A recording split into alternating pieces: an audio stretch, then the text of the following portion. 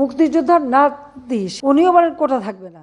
রাত বাজে 12টা, ঘুম নেই দু চোখে, লালচে চোখে লাইটের আলো, জ্বলছে কষ্টের আগুন বুকে। হঠাৎ উঠে দাঁড়ালেন, সিদ্ধান্ত নিলেন বিদেশের মাটিতে আরামায় সেদিন কাটাচ্ছেন আওয়ামী লীগ নেতারা, আমি কেন কারাগারে থাকবো না, তা হবে না। যেই ভাবা সেই কাজ। পরদিন আন্তর্জাতিক অপরাধ ট্রাইব্যুনালে মানবতা বিরোধী অপরাধের মামলার চার্জ গঠনের সময় আদালত জানতে চাইলেন আপনি দোষী না নির্দোষ। তিনি বললেন, জুলাই আগস্ট হত্যাকাণ্ডে জড়িত ছিলাম, আমি দায়ী।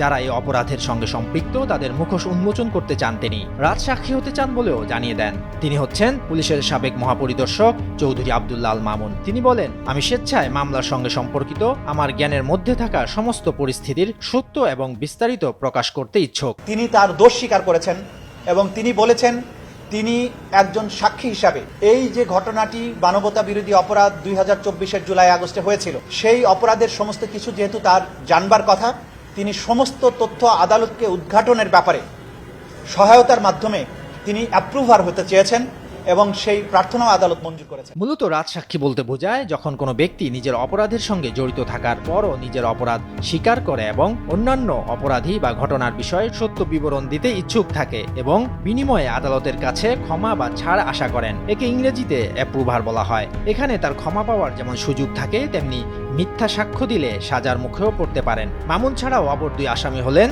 পলাতক সাবেক প্রধানমন্ত্রী শেখ হাসিনা ও সাবেক স্বরাষ্ট্রমন্ত্রী আসাদুজ্জামান খান কামাল। আন্দোলন দমনে 1400 জনকে হত্যার উস্কানি, প্ররোচনা ও নির্দেশ দান, সুপিরিয়র কমান্ড রেসপন্সিবিলিটি এবং জয়েন্ট ক্রিমিনাল এন্টারপ্রাইজের মোট 5 অভিযোগ আনা হয়েছে 3 আসামির বিরুদ্ধে।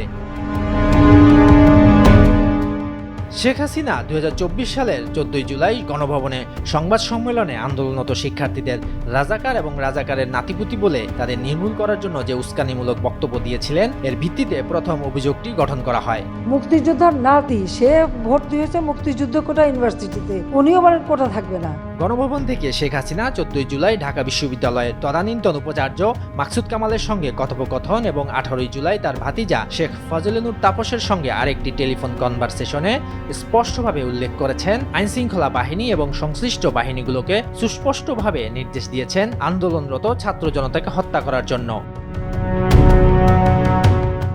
16 জুলাই রংপুরে নিরস্ত্র আবু সাইদকে পুলিশ পরপর বেশ কয়েক রাউন্ড গুলি করে হত্যা করে। এটি হয়েছিল শেখ হাসিনার নির্দেশের পরিপ্রেক্ষিতে এবং এই নির্দেশটি প্রকাশ হয়েছিল তার টেলিফোন কনভারসেশন থেকে। 5 আগস্ট রাজধানীর জাঙ্খারপুল এলাকায় সকাল 10টা থেকে বেলা 2:30টার মধ্যে এই 3 আসামির নির্দেশে ঢাকা মহানগর পুলিশের কমিশনারের মাধ্যমে ও অন্যান্য পুলিশ 6 জনকে গুলি করে হত্যা করে। তাদের নির্দেশে সাভারের এমপি সহ অধীনস্থদের সাহায্যে সাভারের আশুলিয়া থানার সামনে 5 আগস্ট বিকেলে লেথাল উইপন ব্যবহার করে 6 জনকে হত্যা এবং লাশ পুড়িয়ে ফেলার অভিযোগ গঠন করা হয়।